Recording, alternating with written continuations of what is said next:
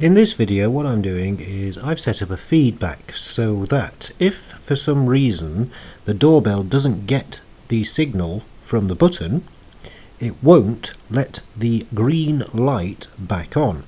So the green light's on at the moment, we press the doorbell button, the red light goes back on and off goes the doorbell, and the green light comes back on. If for any reason the doorbell doesn't get the ring, like the fact that I'm just pulling out the RX wire, there we go,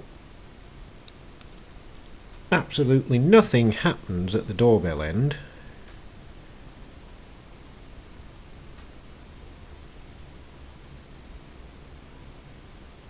And the red light stays on as a warning. Now I'm going to put the RX wire back in,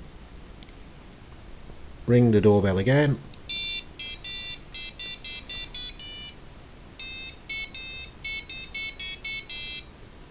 voila,